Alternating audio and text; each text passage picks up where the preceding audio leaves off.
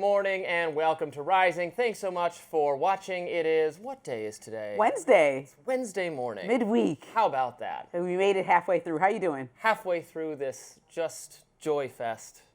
How nice. Day 2 officially of me being here. I can see that smile. It's genuine. Oh, you are such a bright-eyed, bushy-tailed, excited about the new job, and I'm excited to see you excited about it. Okay, well, let's tell us before you burst my bubble, what's on your radar? I think we might find some room for common agreement today, but we'll find out. Okay. My radar is about the situation in D.C. with the police. National Democratic politicians and mainstream media commentators have spent the last 24 years blasting President Donald Trump for announcing a federal takeover of Washington, D.C., police. For liberal and progressive critics of the president, this is undoubtedly yet more evidence of his authoritarian tendencies.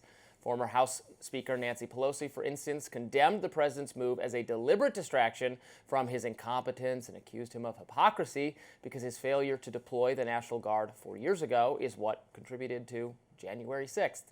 Even though former Capitol Police Chief Stephen Sund has repeatedly clarified that Pelosi herself was the person responsible for failing to enlist the Guard.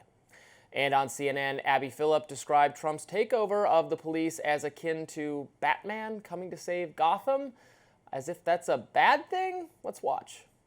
Let's get right to what America's talking about. Donald Trump makes himself Batman, and the nation's capital is Gotham City. The President of the United States has declared himself crime fighter in chief, and he's taking over Washington's police force. Now, I don't know about you, but I'm sold. Now, in all seriousness, there's plenty of reason to be generally suspicious of getting the feds more involved in local issues, so I understand a certain level of reflexive distrust at what Trump is doing here. I also think it's important to tell the truth and be mindful of the facts, not just people's feelings. So just because D.C. feels unsafe to some people doesn't necessarily mean that it is. We should be mindful of statistics that show that crime in the nation's capital has thankfully gone down since 2023, although let's add a little asterisk to that. I'll circle back in a minute. All that said, whether crime is technically down or technically up, it's crystal clear that Washington, D.C. has too much crime, from gangland shootings to mentally ill people attacking pedestrians to flash mobs of teenagers stealing cars, vandalizing convenience stores. All of that is happening. That's why I find it very, very interesting that at the local level, the relevant political authorities are not echoing the comments by national Democrats and the media. Consider, for instance, the stance of Muriel Bowser, D.C.'s incumbent mayor. Bowser issued a face-saving statement that the federal takeover was, quote, unprecedented and unsettling. But she did not vow to fight it. She did not vow to oppose it. She did not vow to try to counter Trump on it. And in fact, she seems to be sending positive vibes to Trump that she wants to work with him rather than against him on this. That's because she knows city residents are tremendously frustrated with what's happening in the district. And more police could make a difference. Moreover, D.C.'s police union straightforwardly supports Trump on this. They're backing him. Though the union thinks full staffing of the local police department is more important as a long-term solution. And they're right. Now, indeed, the things that would really go a long way towards solving the crime problem in D.C. have to do with budgeting, staffing, and government competence. The major problem, the single biggest problem impacting the justice system in D.C. was the lack of a working crime lab for years. D.C.'s forensics lab was de-accredited due to various problems several years back. While it's now up and running again, it has no means of processing ballistic evidence. That significantly hampers the ability of prosecutors to charge criminals effectively. As a result, D.C. has a very low prosecution rate, very low conviction rate for serious crime. Maybe Judge Jeanine Pirro can fix that. Now, we need more resources for homicide detectives, prosecutors, and we also need the backlog of Superior Court judges to be addressed. If you don't have the system working to investigate, to prosecute, and to convict criminals, well, you'll have more crime. It's that simple. Now let's return to that asterisk. Now, it may not be the case that D.C.'s crime statistics are even accurate. I'll let former Representative Peter Meyer make the case. I think Mayor Bowser may also know that there's an ongoing investigation in her police department over the potentially manipulation of those statistics, that there have been a downclassing of some of the crimes, there's been a massaging of the numbers and the reporting in order to fit them more beneficially into the FBI crime stats. So she may know some things that national Democrats are not paying attention to. Food for thought.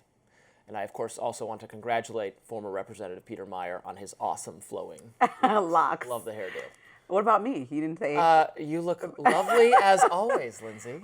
You know what is so interesting? I've been watching Muriel Bowser and wondering about her disposition, because it's very much like saying enough to say that this is not what she would have preferred, but also respectful, which is something that I think that it stands to do the country well, right? Yeah. She actually is having a dialogue with President Trump, and I think being the adult in the room. So if President Trump would have had a dialogue with her prior to making national announcements, that could have been a strategy, because I don't think that there's an issue with keeping the streets of D.C. more safe. I think the issue is that D.C. is not the number one crime issue in America, and so hyper-focusing on it makes it hyper-political. I also understand that D.C. has no statehood, so it's a totally different example when Trump is coming in here and bringing in federal authorities, but when he's threatening to do it in New York or California or other cities like Baltimore, that's when it becomes concerning, because he's overstepping what should be done in a federal capacity, even by standards that Republicans hold states to and want them to govern themselves. And I hear half the territory is federally controlled. Understood. So, but I also think it's a bit of micromanaging. You know, I think that people could handle crime in D.C. based off of the fact that it has come down from its highest point. That doesn't mean there isn't room to do better. It just maybe means, if you believe those statistics, but you don't have that to were manipulated.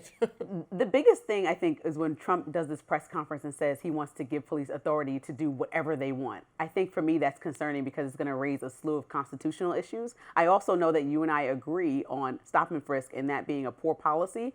And I understand that when national or local police are in the officer and given the in the position of power and given the authority to kind of look through anyone, stop crime in any way, that was largely unsuccessful in New York. And so when we come here and think about how the communities will be affected and we're piling everyone together, homeless people, people of color, young people, Black people are 5 times more, according to the NAACP, more likely to be stopped by the police than white people. And so when we have these issues coming up and Trump is just pointing out young kids, we know what these coded messages mean. And so that's my biggest... 5 times more likely to be involved in the city of D.C. because they're more likely to be involved in criminal activity. Yeah, but also there's a disproportionate. But the people that are not, are constantly being berated like they were with stop and frisk, right. And that door has already been opened. We've seen how this works. So without some strategy and programs to maybe get youth off the street, right? The incidents you're talking about in your neighborhood are young people are running around late at night. Right. Okay, so what about actually rectifying some of these things? What about finding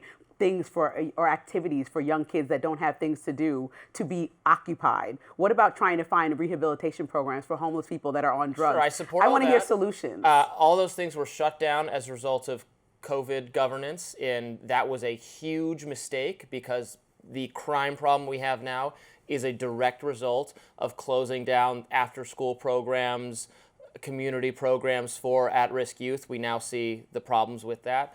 So I agree with you, but I think having more police on the streets will deter the teenage criminal activity, because they're hanging out with their friends, getting into a little bit of trouble, drinking a little bit, doing some drugs, and then they're like, oh, wouldn't it be funny if we carjack someone, or wouldn't it be funny rob CVS? If there's a police officer, there's a police car parked outside the CVS or on the block, they're not going to do that. This is not thought out. This is opportunistic, and that's where I think a stronger police presence for the next 30 days to the end of the summer will actually deter some crime, and then we can get things under control, and then do the long-lasting stuff, because this isn't a permanent solution.